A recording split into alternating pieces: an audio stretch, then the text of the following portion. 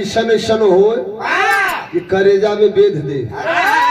आजकल का कवि हुआ, हम कवि जी लोगों का बड़ा सम्मान करीला, लेकिन बिहार वाला जितना हुआ पतिया नतिया पटना बा या देवरा ढोड़ी चटना बा साल जैसे घी लगौले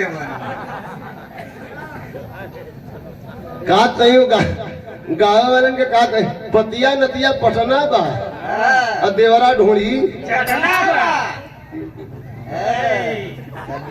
नहीं वो कच्ची कहीं काटे बांसे वाली सट से मारे। लेकिन देखा भाव कहा लगल भैया बिरहा में कहा लगल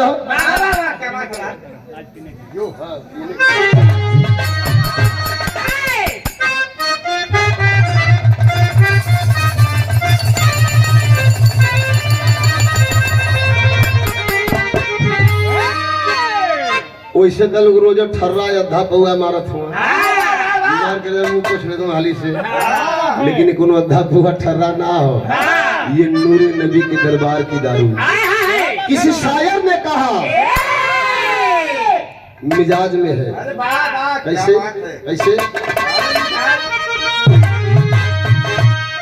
कि आज पीने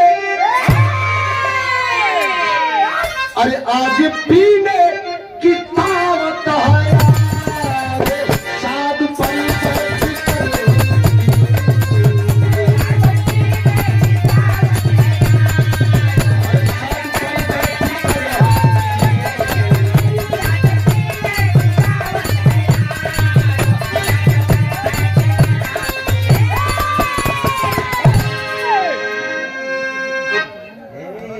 अरे आज पीने की दावत है यारो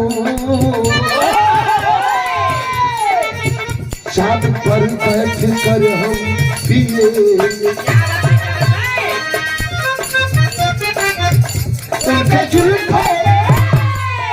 उनके जुल्फों के साये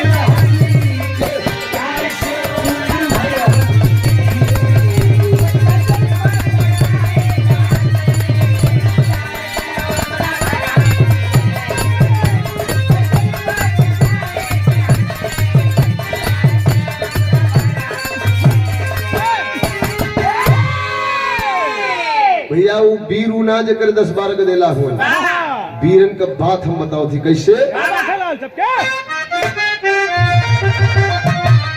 अरे क्रांति ठंडी अरे क्रांति ठंडी पड़ी है कभी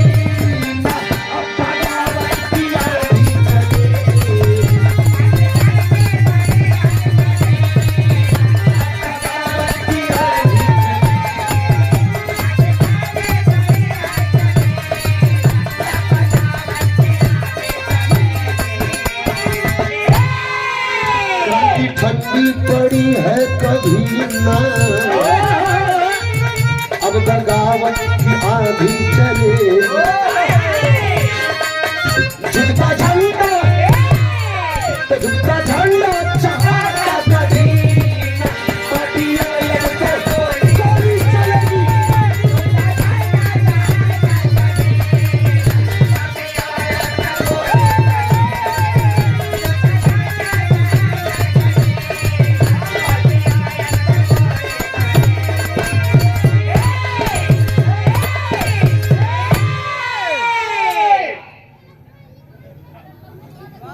अरे बाप रे नहीं खजुआत ना है कि नहीं मैं कल ये पंकज दाढ़ी बनवाला फिर नहीं है जवानी वही लोग दिख ले भाई यूट्यूब पर ए भैया चौबेपुर थाना अंतर्गत मारकंडे महादेव बगल में हुए कितना दूर है 10 किलोमीटर 15 किलोमीटर चौबेपुर थाना अंतर्गत तैसो लेकिन के साथ कराओ मजा बिगड़ जाएगी राम खिलाओ भैया नहीं की बल गावत की बल धावत की बल घोड़ कुदावे में अब बहुत बड़ा करेजा चाहिए जोर लगेला गावे में तो जनते हुआ पूजा से भगावन हुआ अरे बाप रे बाप गाजीपुर लेका में ढेर मोहम्मद बड़ा वालों बैठा कहानी एकदम साफ साफ शीशा नियर लगी कि फिल्म चलत एकदम जब कबो बिरहा में ये सुन रहा एकदम साफ साफ कहानी है पंचो कैसे है। देश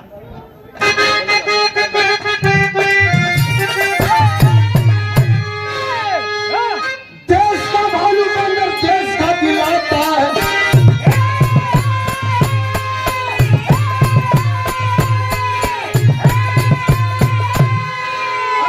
ये पंख जटायु न कभी डरता है। या गदारी से भी दिशा हार गया। या गदारी से भी दिशा और भारत के अंदर वही पल पछाड़ गया। बत्ती चाइना घर पे न लगाता है। बत्ती चाइना घर पे न लगाता है। संपदा का भारत में खपाता है। कहानियां कहाँ कहाँ जिला बनारस के फगुन ने नया मोड़ लिया। जिला बनारस के फगुन ने नया वही के वंश झटके ढोल लिया। सरोजा विद्यापति राजमणि समन्वय हो। सरोजा विद्यापति राजमणि समन्वय हो। रमेश वाला जैसे मोदी चोला लगना।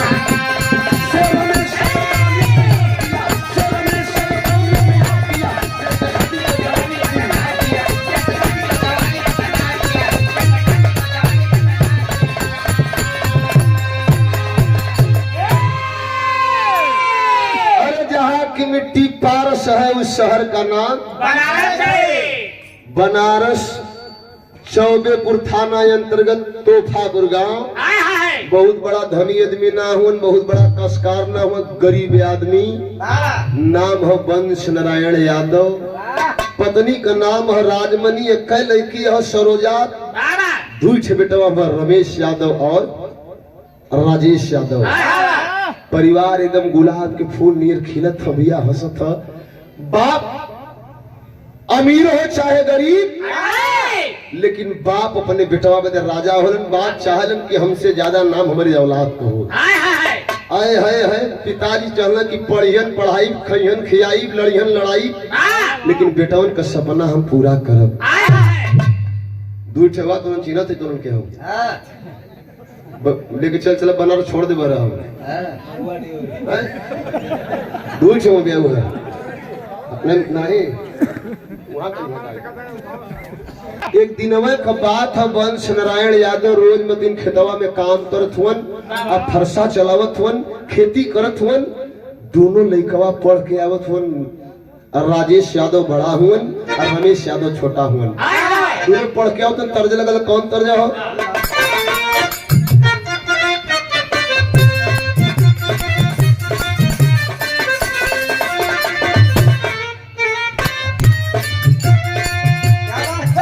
लोग समाज में कहलन कि हर जगह लड़कन के गलती होली, लेकिन हम कहीं कहीं लड़किनों को गलती होली। ओखी पतई सबके हैं, बहन बेटी सबके हैं। आजकल एक बित्ता का मोबाइल लेके चलत है। जना तो सरवा कवाड़ी का पल्ला फोन आज के हाँ फुआ बड़की तो करा है लौकी। कोनो ननद भौजाई के बीच के बात है। कौन बात है? भौजैया डाटा थे नदिया के कैसे इका कैले नाना तो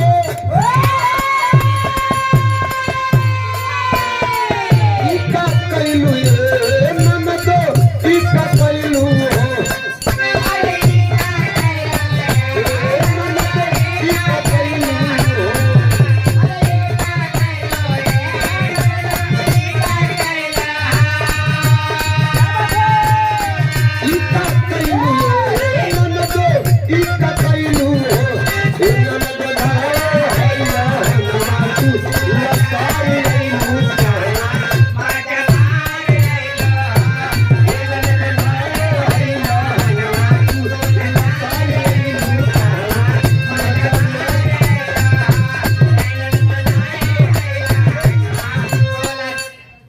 में भैया फरसा चलावत रहलन तो भैल का दोनों लइकवा पढ़ के आवत हो।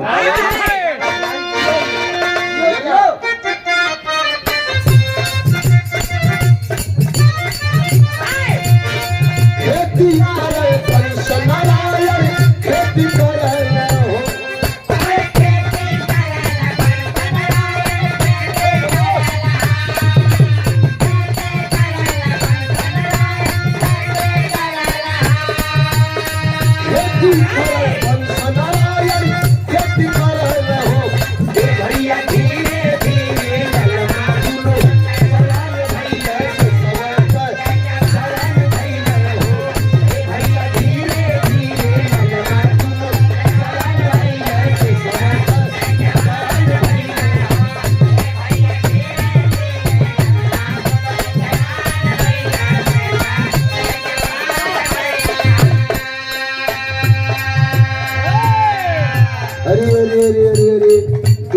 लइकवा पढ़ के आवत रहल जब बंस नारायण भैया फरसवा चलौलन है हाथ से दे भैया बुढ़ौती का शरीर गिर गईलन।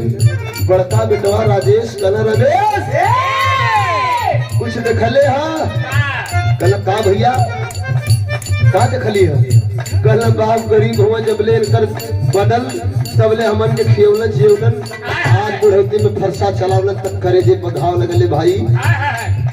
कहला साफ साफ बतावा का कह चाहत हुआ बड़का भैया कहला तब पढ़े लिखे में तेज हुए पढ़ाई भी करत हुए तैयारी भी करत हुए हम निकलत है गुजरात भैंस के तबेला में काम करब कुछ रुपया आई पाऊ को बुढ़ौती हो तुम्हारे चाहते इतना तैयार एक से बहिन हो तू पढ़त भी हुआ भैया हिताई नताई भी देख ले बा तुझे चौवाही रोक के भी देख ले बा अपन तैयारी करत हुआ।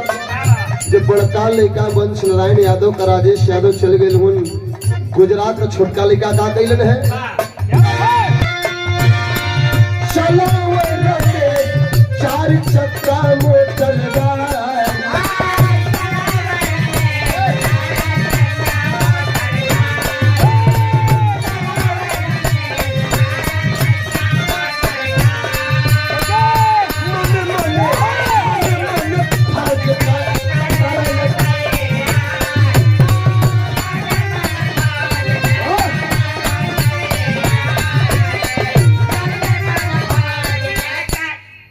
ये भैया दोनों लइकवा एक बड़का जने चल गए छोटका जने आयल हुन जब आयल होना है फार्म पर फार्म भरे चार चक्का गाड़ी भी रमेश चलावे बंस नारायण के लइका हुन कहे गरीबी में 2 पैसा आई अब पढ़ाई भी करत हुन फार्म भी भरत हुन लेकिन हित नाथ का दबाव आयल हो परिवार लोगन का दबाव आयल हो का हो बंस नारायण लइकवा का बियाह करबा बड़का जने का बियाह हो गए अपन परिवार लेके गुजरात चल गए हुन हितन नातन का दबाव आए लगल बेरोजगार है 4 चक्का गाड़ी चलावत हुन लेकिन यही चंदौली बहादुरपुर करेनू नाम का दुल्हन आयलन घरे में क्यों कहू बहन बिटिया की गोड़ी बड़ा निक होला उनके घरे में कदम रखते वो घरे का रौनक बदल जाले।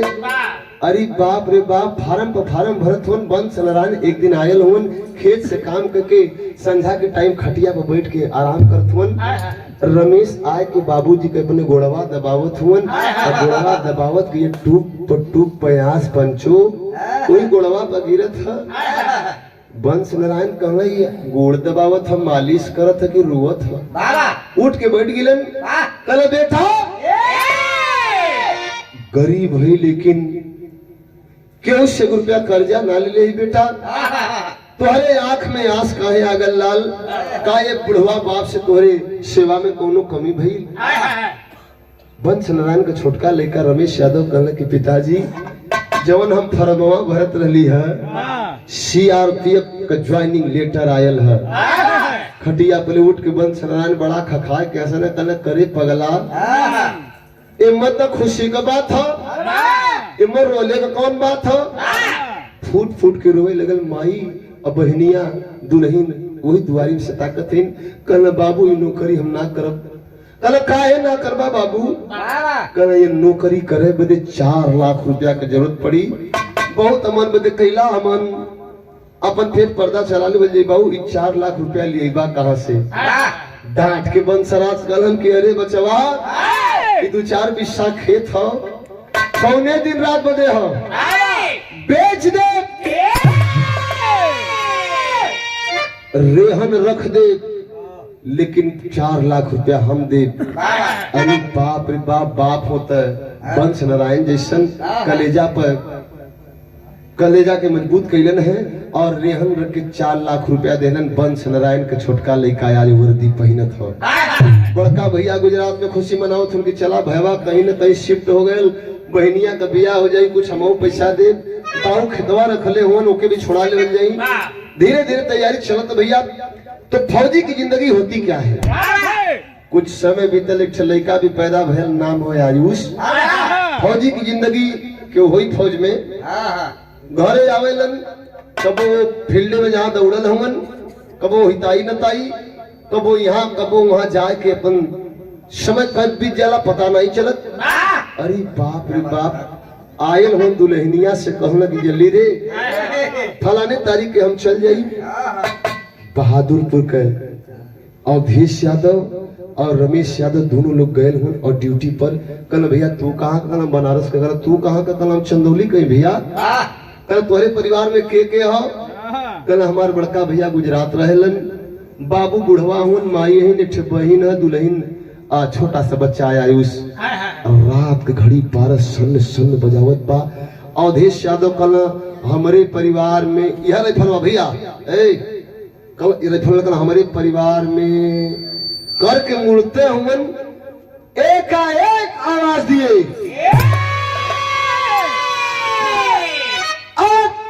हो जाओ रमेश। रमेश कल अरे अभी आप हमारे परिवार के बारे में पूछ रहे थे, क्या हुआ। कल चुपचाप हथियार लेके खड़ा हो जाओ। तो तर्ज लगा, कौन तर्ज है।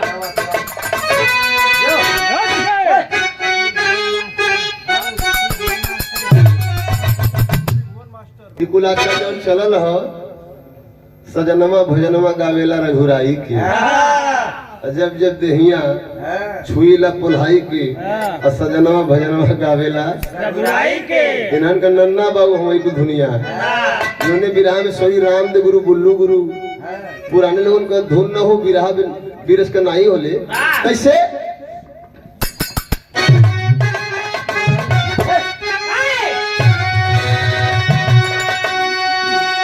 चच्चा बाबू बैठल हुन, ए लोग वाली धुन कौन धुन हो कि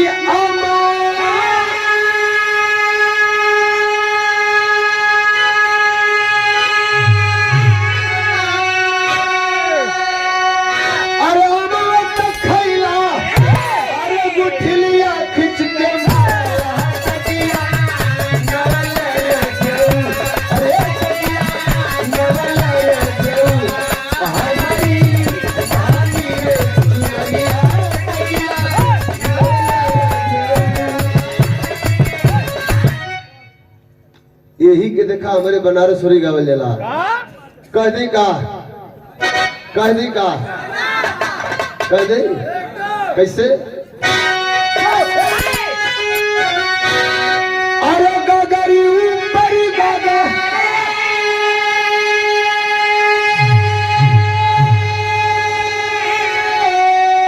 अरे गगरी ऊपर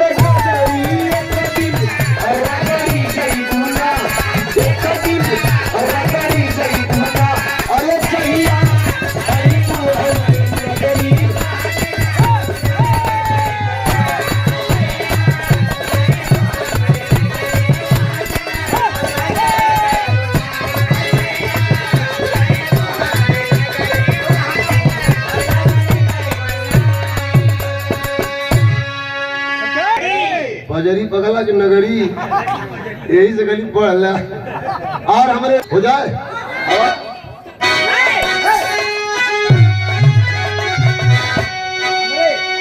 अरे तोहरे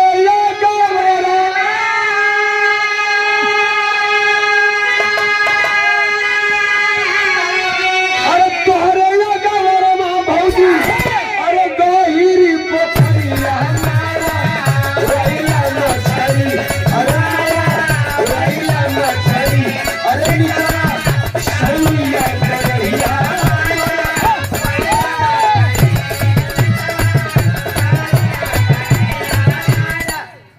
दोनों जवान खड़ा हुए और जब खड़ा हुए ये पंचों रात के अंधेरे का फायदा उठाते हुए चार आतंकवादी भारत की सीमा में चढ़े आ रहे हैं। अवधेश ललकार दे खबरदार रमेश राइफल लेके तैयार हो तो भय का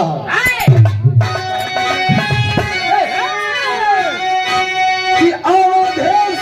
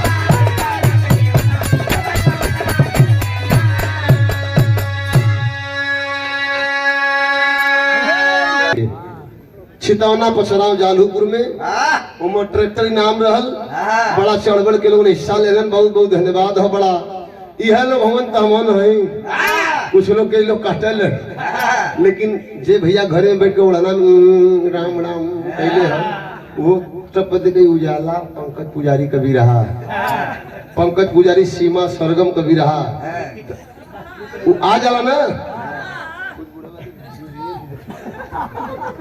चार आतंकवादी जो भारत सीमा में घुसक रहलन अवधेश यादव और तोहफापुर का रमेश यादव मार के गोली से छिटा देलन 1 महीना के छुट्टी